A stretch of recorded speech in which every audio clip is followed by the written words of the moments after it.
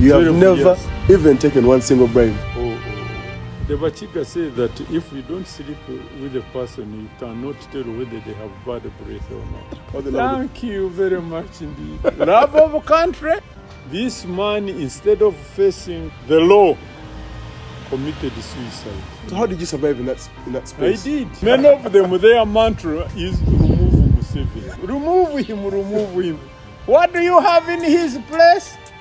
By the way, can you believe I have ever walked more than 50 miles in one day when I was 12 years old? You look at these your political leaders, when they open their mouths to talk. Oh, fools, that's your word, not mine.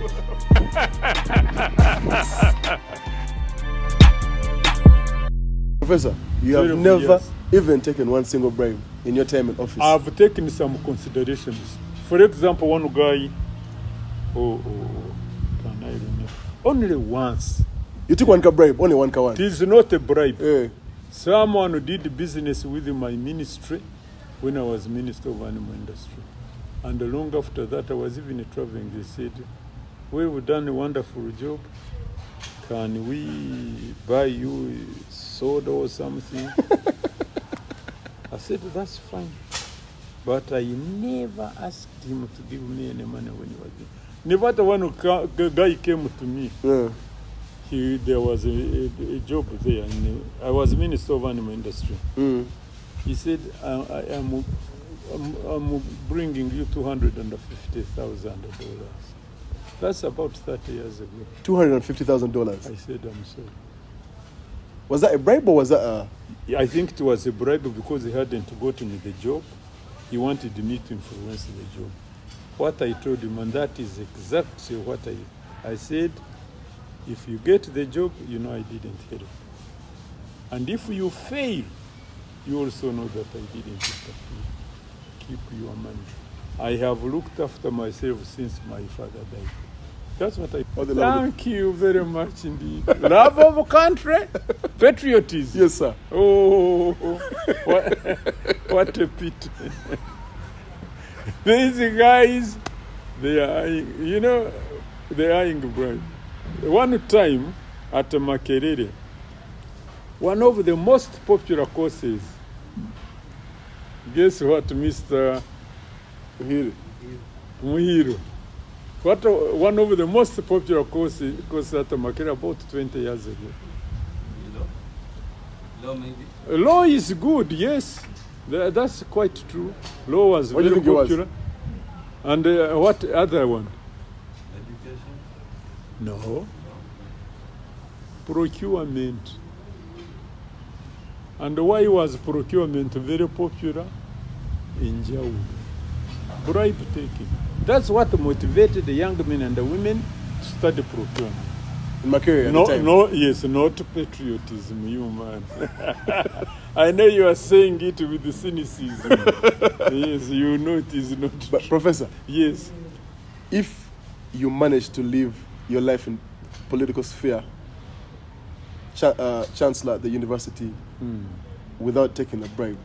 I was even a chairman appointments board at Makerere, don't forget, for 5 years. For 5 years. Giving jobs. And not even taking one single bribe while at it. Not at all. I was chairman for 5 years. If you deserved, you got. If you didn't deserve, you didn't get. And if you deserved to be fired, I fired you. So how did you survive in that space? I did. That means you're a very respected... I think I am. You're absolutely sure? Listen. The Bachiga says that if you don't sleep with a person, you cannot tell whether they have bad breath or not. In other words, you must be very close to a person. To know much. Even if you are very close, you want to know everything. That's true. So I can say to the best of my knowledge, Professor Nsibambi was not corrupt. I could 6 years close to him in his office. If a person is corrupt, he may stumble, and that's true. Something happened. But I never saw it. And that's why up to the time of his death, I respected that man. There are some things on which, of course, we disagree. For example, he was, I think, fairly close to Mengo. But that didn't blur his views about a country called Uganda. I'm telling you. Yes. He was a very interesting man. I'm a teacher. Sometimes you teach by asking questions. That's true. We've talked, for example, about things like AI and where the society is going, civilization is going. No, don't go that far. You come down basically to your country, Uganda. You asked about meritocracy. Yes. I am putting the question back to you. Yes, sir. So there are people who are, I'd like to believe, maybe relatively younger, that are much more qualified as it relates to where we can go as a people based on the tools that have been afforded to us, that can't quite seem to get those jobs or can't quite seem to further into these spaces. These spaces are dominated by the people you mentioned. For example, if you look at That is what I can tell you is, for example, when I was chairman appointments board at Makerere, for 5 years, if you deserved the job, you got it. If you didn't deserve it, you didn't get it. That's true. I can say that about myself. Can we say that about the rest? Of course, there are other considerations in life, especially when you veer into politics. I'm told I'm not a political scientist. Professor Svandu was, but his was more theoretical than practical, I think. Now, we are advised that loyalty is sometimes more important than anything else.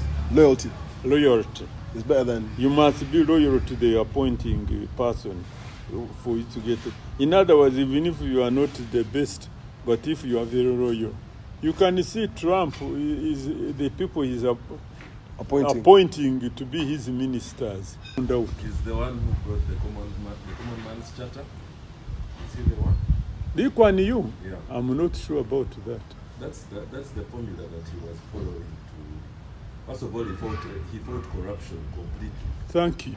Lee Kuan Yew studied at Cambridge University in Britain, and he got a first-class degree in law. He went to the Malaysian Federation. His country, Singapore, is a rock island. No resources. They are thrown out of this federation, and he does what he says, what do we do with this rock which has no resources and nothing? One of the tools he had was zero tolerance for corruption, to the extent that one of his ministers was found to be corrupt. This man, instead of facing the law, committed suicide. A minister in Lee Kuan Yew. Number 2 or 3, Lee Kuan Yew decided that the best qualified would be employed to do the job.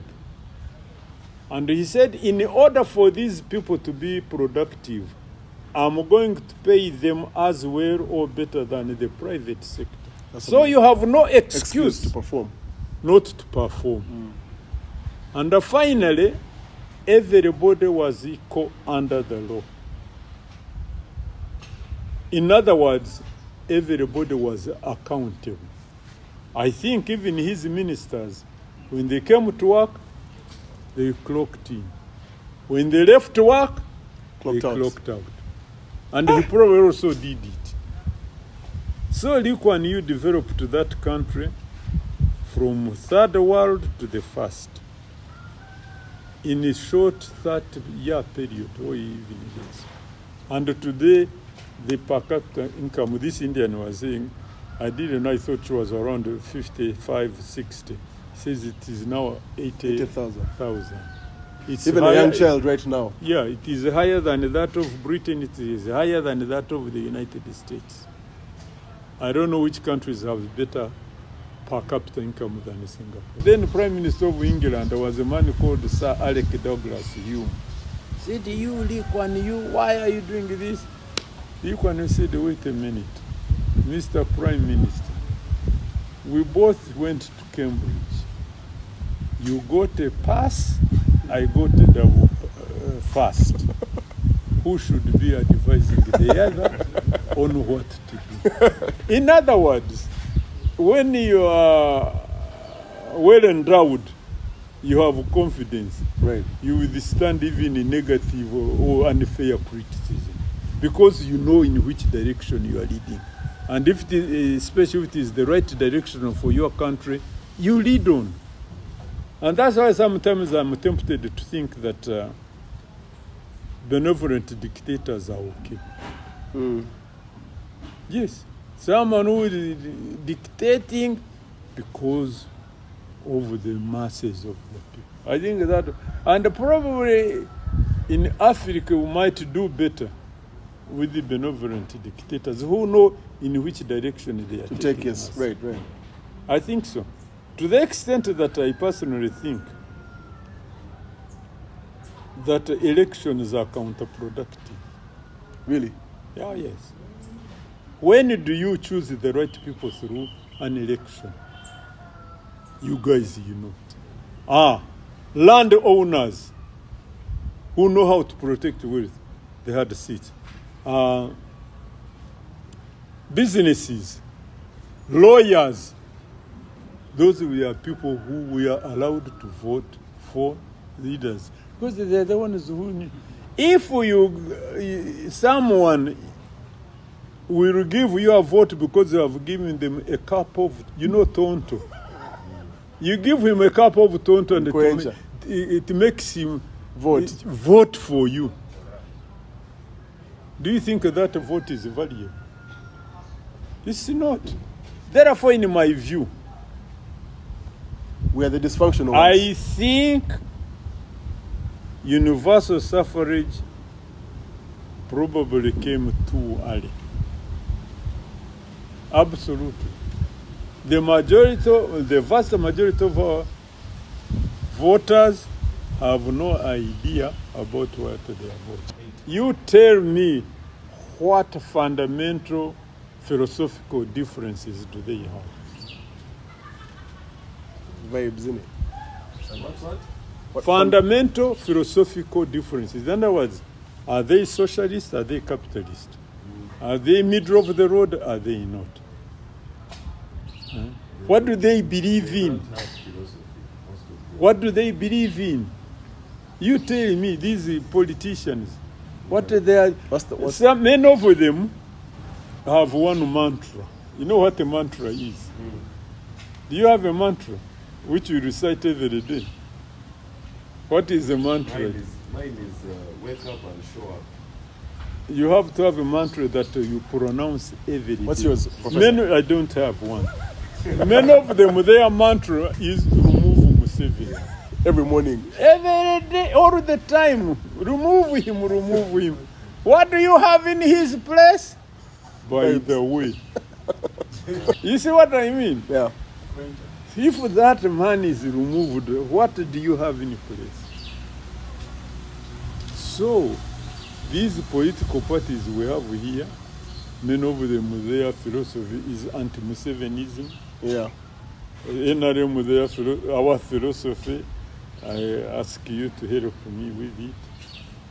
We are told about patriotism, Pan-Africanism. My view is that even in patriotism, you should demonstrate it rather than teach it. Yes, demonstrate it. The way I could teach science effectively was not by pronouncing. You are a church leader. How do you conduct yourself? You cannot be stealing church money and you preach on Sunday that stealing is a sin. People will say, especially in my tribe, they say you are not serious. Yes. So in other words, even patriotism, in my view, We can talk about it, remind you about it, but we should demonstrate. That's why I'm telling you about those teachers who taught me at Kigeza High School. They were Pan-Africanists and patriots. I think they were great men. Whether they knew anything about Africa, I don't know. But they were patriots. They socially, they were correct men. Absolutely. So those are the values that the NRM stands for: patriotism and Pan-Africanism. Yes, and the third one is what?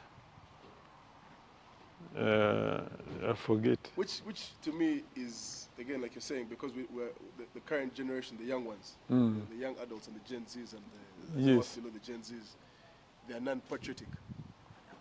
No, I think there are some of you guys who mind about what Uganda is, Yes, but the or vast majority- what it should be like.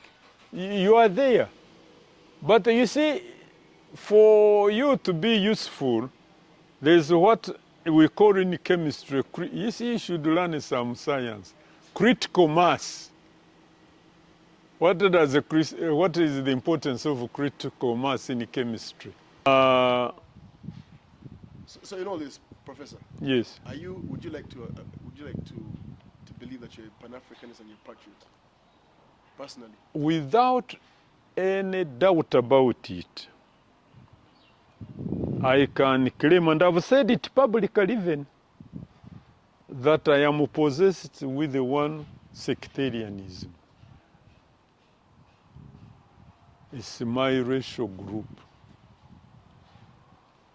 I feel bad about where we Africans, including those in the diaspora, where we are in this world. We have the lowest life expectancy. We have the highest child mortality. We have the highest maternal mortality. We are the poorest in the world. Lowest per capita. In other words, we lead the most terrible life. And my view is that we are on the receiving end from the rest of the world. Right. Therefore, as Africans, we need to shape up. We need to mind about what we are. We need to mind about where we are, but also the soft skills. Your patriotism comes in. Is the thing right or wrong? Is it good or bad? Those are essential philosophical questions to ask yourself when you are doing something. And those soft skills are as important or even more important than the hard skills. Theoretical. Which begs the question, sir, I feel like we need to understand what education is. I mean, education, one would argue, is a presupposition of life. And education that we know that was catering to the age of industrialization right now is a bit different from what we thought it was. It has evolved. Yes. The high watermark of achievement back then was an engineer, was a doctor, was a scholar, was this. Right now, there's different facets. Not everyone is going to be a lawyer. Not everyone is going to be a doctor. Personally, I am into the entertainment space, media. I'm a podcaster, I'm a mental health advocate. In society today, I'm not looked at as one that is worthy of going at the forefront. A lawyer would rather go at the front to speak. You know, even that is also lousy. No. And by the way, I have a bit of a problem. I need to be helped. When we overemphasize science as opposed to other disciplines, Right. you know, the scientists may help create wealth. Right. But you need social scientists and even political scientists to manage that wealth probably on behalf of everybody.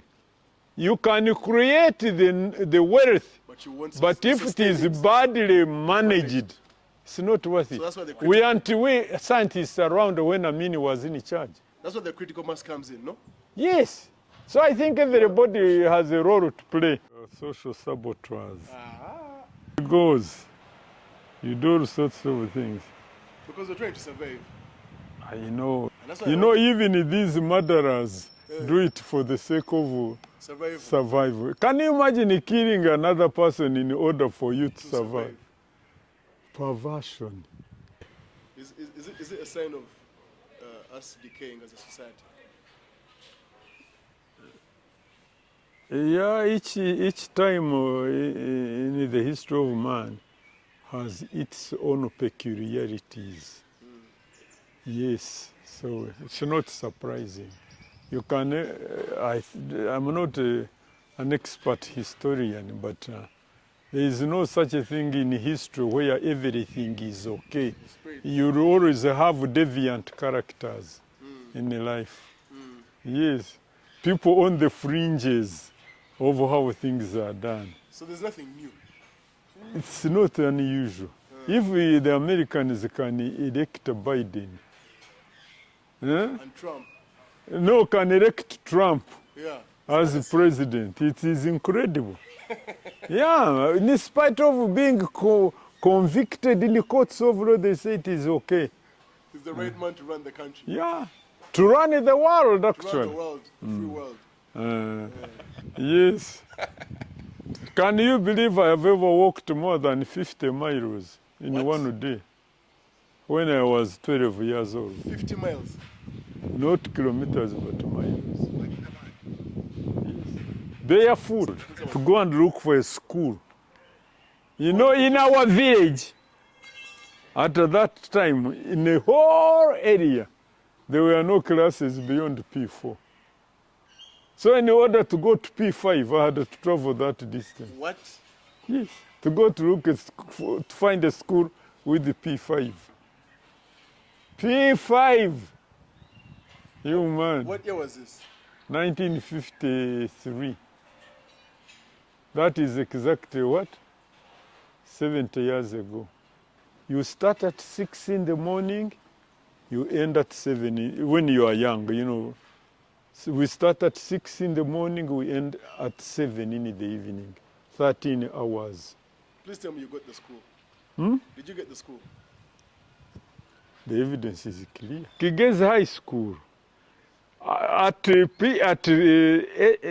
9th year, which we used to call Junior Secondary 3, there was only 2 of them in the whole of Kigezi region. One for Protestant, the other one for Catholic. So you would have to walk from Kisoro, you'd have to walk from Rukunjiri, Kanungu, to be able to access 7th year of education. Those were and some idiots say those are good old days. How can they be good?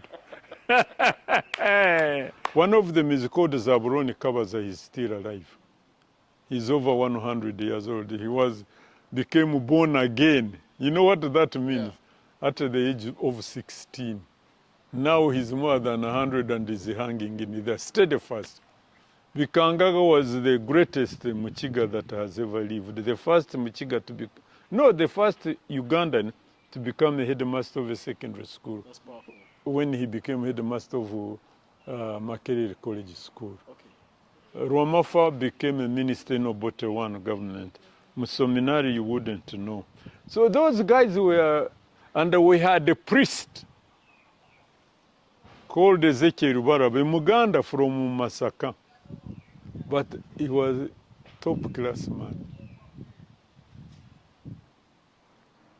You could see everything around him was a reflection of what he said. So knowing that... So at Kigezi High School, we learned to be proper. Interpretation here, it says a feeling of fear and anxiety about something that may happen. Yes, the unknown. Yeah. So there's an uncertainty around it. Yes, because nobody knows what is going to come next. I saw a woman, I think she's either Chinese or Korean. They call her the mother of artificial intelligence. She's, I think, a professor at Stanford. But I couldn't follow what she was talking about. I think some of those people even in a world they know little about. They don't know the consequences of these things. So the world, what if those robots develop a conscience and therefore they start competing with you? They are jealous and they start a war. What can we do? What can you do? You have a life to lose. Them they don't. They're more potent. And I mean, that's the fear that Yes. they do have. Sooner than later, all these wars you see will be Managed fought by robots. with no human beings involved. But now where does that leave us as Africans? Ask Especially me, because and we're still sleeping. not even only you African, the whole world. First, we're still sleeping. We have not really adopted Yes, the AI as we you know are it. dead asleep. We're still in the farms milking. Is it not scary for us? How can you be scared when you are ignorant? People are having breakfast. The ones who get scared are those who have a modicum of knowledge. True. You see how these a modicum, yes.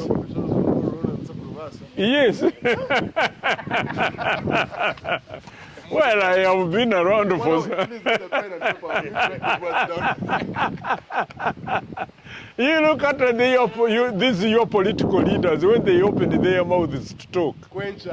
Oh, you know they are talking as if they are in the clouds out there. It's because they are ignorant. A person who fears and gets concerned is someone who has an idea about what is going on. Because here's the problem, Professor. It's ourselves. The Gen Zs seemingly know how. Gen Zs are what? How about the young ones? No, you cannot be blamed. You see, if you are running a race, relay, pass the baton. Someone is 50 yards ahead. There is no way you can overtake him. In order to compete with him, the one handing you the baton must hand it to you in a reasonable time. Now, if we don't hand you the baton is at the right time, how do I blame you for being failures? I can't. Blame someone, a young person like you. Yeah. What have we done to help you to be what you should be? True. If we haven't done it, it's foolish to blame you. Absolutely. Because, Professor, I feel like right now we're in the fourth industrial revolution. Yes. But we're still stuck in the agrarian. Before Christ. So patriotism is very important, but it must be demonstrated. Through Those who are passing on the baton to you must pass it on to you in the right way. Just. The matrix sucks you in. The matrix that tells us. The matrix that tells us. What matrix? The matrix tells us that this is the norm. The normalcy. The world. Yeah. The way it's been structured. So the structure here tells us, the system tells us this is how you thrive. Yes. No. So you have said the matrix in which you live. Right. The jungle can it does influence you. Yeah. Because to be frank to you, I sometimes wonder why I wasn't corrupt.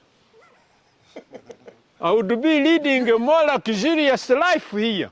You regret. With plenty of money. I sometimes wonder whether it was smart not to be. Yes, because when I find it very difficult to survive, I say, wait a minute. But those who survived less honorably than I did are well off. Whether they are happy or not, I don't know. But when I really, and especially one of the worst times I have, and I'm opening my mind to you guys, is I have many children whose fees I pay. So every beginning of term is a nightmare for me. And I feel bad. And yet this kid, if I could help him or her, their future might be different. Right.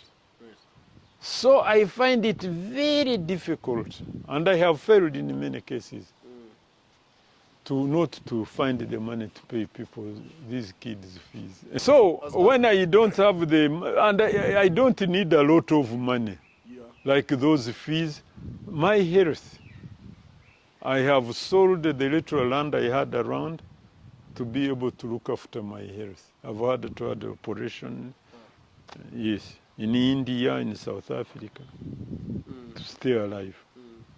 The other day I was buying my drug at the pharmacy. I said, really, at my age, 83, I've served this country, I consider honorably, really. And I still must buy my drug. Not the best in town, but it could be worse. So, not much, really. And look, some time ago, you know, you usually miss what you don't have. So when money is short, that's what I miss. Yeah. But what you have, we don't miss it. That's true. So the other day we were having a chat with a friend. He said, you man, you don't know the sort of person you are. He said, how many do you know can at any one time address 10,000 university graduates? And you give them order to listen to you. How many? In other words, as Chancellor of Makere, he said, there's nothing as great as that. I said, yeah. If you guys can come. You can see we're all seated here. Really? This is a gift. It is. And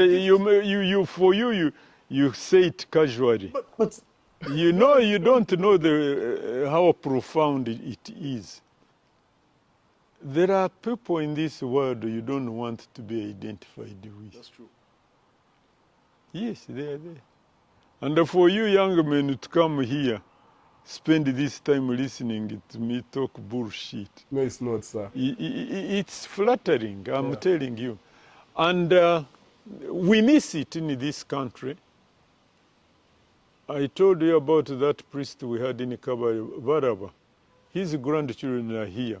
One of them is a professor, this former professor of law, Professor Tamale, Sylvia Tamale. She is, I think, retired, professor of law. She's a granddaughter of that man. Even today, I look at him and I quote him. And I mind what he would tell me if he was still around. In other words, this country misses people who, you know, there's a difference between, especially the politicians. They will address you. First of all, much of what they are saying, they don't mean it. Your inability to hold the leadership accountable is extremely important. You know, in Kenya,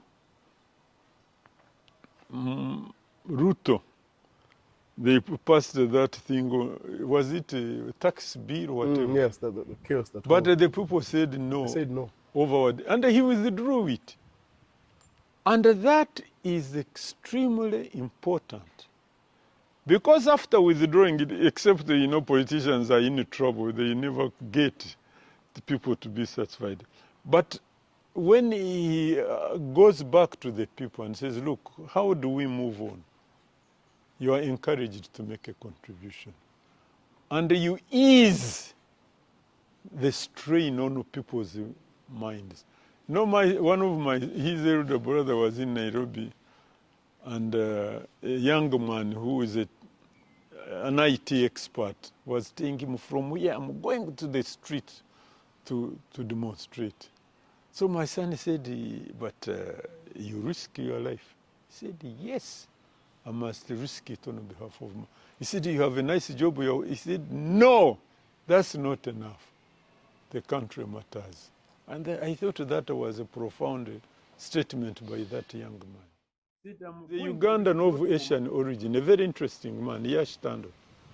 So those guys, Yash Tando, even today, he has a public interest in public affairs. So, You question them. yes, and they would, Obote would be questioned, but at one time,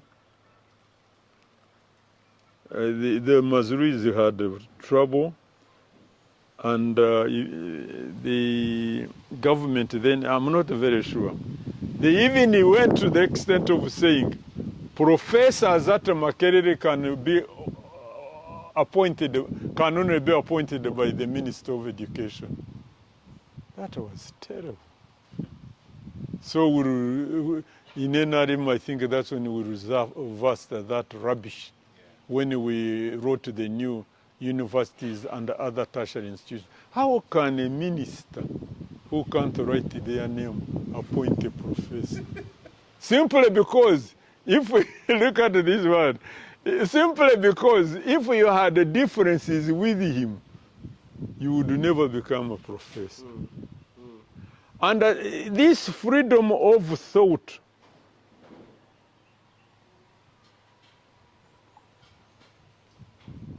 I don't know how to put it, but you know, people like Anyanga Nyongo here, is he in Kisumu now? He was a student at Makerere, he was a political leader, and very dangerous times, but they still could speak their minds. And Nawangwe could do better than he's doing. And that man over there is outspoken. Outspoken? Not outspoken. He's Never mind, you know, you should be another Miriam Matembe. These guys in America, Martin Luther King, all those are people you should read about. A man like Mandela, who, two things I remember about him. One is when he was being tried for, I think, treason. He said, I am willing to pay the ultimate price for his country. Ultimate price meaning what, Mr. Sereo? Yes, he was ready to die for his country. And yet, the other day I was reading about this Riek Machar of South Sudan, a man with a PhD. And as they were asking him, someone said, hey, did you want me to sign my death warrant? Of course, if you are a leader, you should be able to sign your death warrant for and on behalf of your people. So I wrote him off. To pay the ultimate price. Riek Machar, people who just care about themselves. So Mandela, I'm ready to pay the ultimate price. Number two, he is president. He says, I have served enough. And he left. Let someone take over. I think he was a great man. So I wanted to ask you, my name is Kagezi Dennis. I'm from Rukunjiri district. Now there was this lady Kagezi, the lawyer who was Kagezi, who was killed here in Chiwatule. I'm not related to her. You're from Rukunjiri? I'm from Rukunjiri. Where? In Rujumbura. Where? Which? Ruhinda. Ruhinda. Owabana Kakamujisha. Alex. Yes, I know Alex Kamujisha. Yes. Kagezi, go ahead and ask.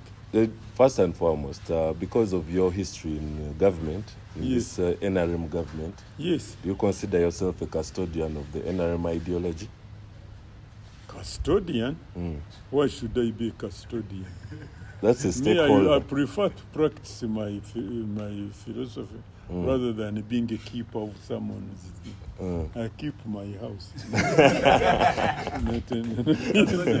Yes, I'm a custodian. Okay, I wanted to ask, the main question was, you're from Chigezi. Yes. What district again? This man. Yes. I was a member of parliament for Rubavu. Therefore, which district am I from? That is Rukunjiri. Correct. But originally, you're partly right. Chigezi. My parents moved from Kabale. That's why many times my detractor would say, oh, you're Mugwira, temumu wa Karuru. Yes, so originally from Kabale, but I was born and raised in Nyarushanje. Okay, what is your view on dividing the country into too many districts? Because originally we knew Chigezi as Chigezi sub-region. Yes. Me, the structure doesn't matter as much as the function. I take, for example, I give people, how many of you have been to the United States? California is twice or more the size of Uganda. And there are other states like Rhode Island, Delaware, which are no bigger than Ankole. Do they give better services than California? No. The answer is no. Therefore, as far as I'm concerned, the function is more important than the structure. You can. Unfortunately, there are people who want those divisions, because I have heard even people from Kisoro saying we are liberated from Kabali. And yet, I know very well at certain times Kabali was ruled by people from Kisoro. The Seba Hires, the Hus, they were the Semirihos, they were the rulers in Kabali. The Kabagambis, they were rulers. And you see, we are liberated. So there are people who think like that. Then there are others who want those divisions in order to have positions. They want to be chairman. They want to be member of parliament. Therefore, my view, look, you can have as many members. Don't we have 500 members of parliament? Do they perform better than those of Kenya or Tanzania? No. They don't. They don't. So as far as I'm concerned, those divisions were even ill-advised. That's why you find some people, like today, we have the International Committee of Banyakigezi. These are people, I used to belong actively to that organization. Okay. Until people unnecessarily politicized it. I hate everything being politicized. I belonged actively. I even went to the first meeting in Toronto, I think. I can't remember. So there are people who are struggling to keep that Kigezi region as well. Why? Because the problems affect all of them.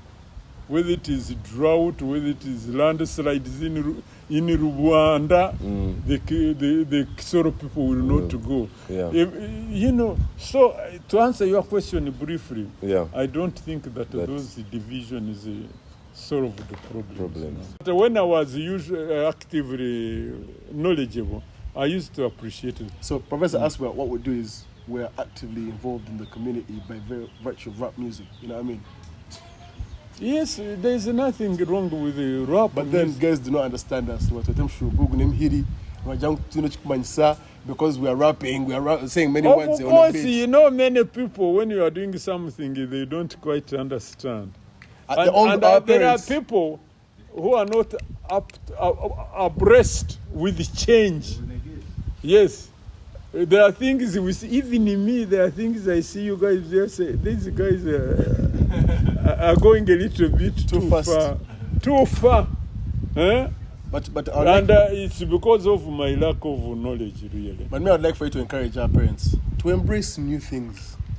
That you can actually be educated, but in a different way that was you are not accustomed to. Trepidation. I remember when I was young, one of my people who looked after me, my father died when I was only 15. But people who raised me, we used to have conflict. And you know, when you are young, you have a tendency to think that you have many lives. So you lead a bit reckless life. And I did lead a reckless life. And at that time I thought those people were being a nuisance to me. But now I realize they were being good.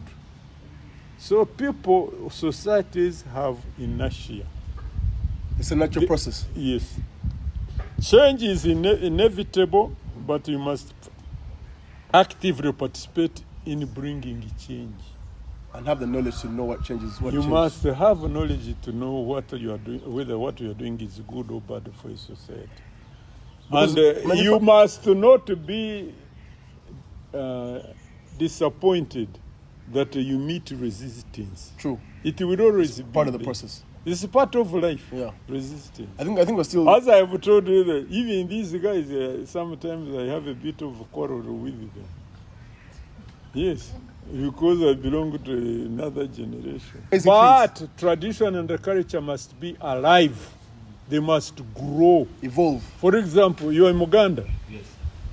It doesn't matter, by the way, to me, whether you are Muganda. For example, this is Waganda. If you went with your wife to the Kabaka's Paris and she's pretty, the man would take her from you and you celebrate. Do that to a Muchigo. Huh? Oh. Reggae music. You dare not try.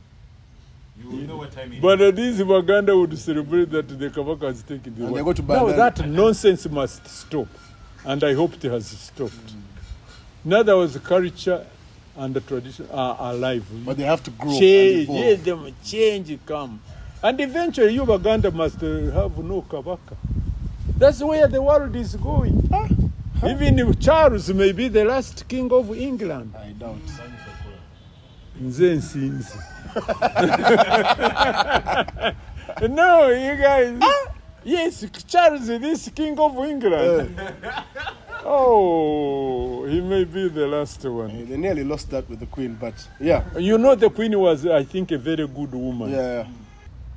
Professor, thank you so much for your time. My pleasure. It's an absolute honor. Gentlemen. We're excited about this. I've seen you at some functions, Yes. and you're one of the people who'd speak and everyone just keeps quiet. You know, that's one thing that really struck for me. So Really? I'm glad that I've experienced that here. Personally, this is one of the best moments. If of I life. have made any contribution to you people's knowledge of me and the world around me, Sir. I thank God for it. Thank you, sir. And let me appreciate your desire to link up with me. It's not a simple thing that a group of young men can want to talk to you, to visit with you. It's not simple. It's worth a lot. Worth millions. Yes. Thank you, sir. Or more. Thank you, sir. So, Until the beginning of the term. huh? Until the beginning of term. He's acting. Thank you, sir. When the next term begins, then I'm in trouble. But I still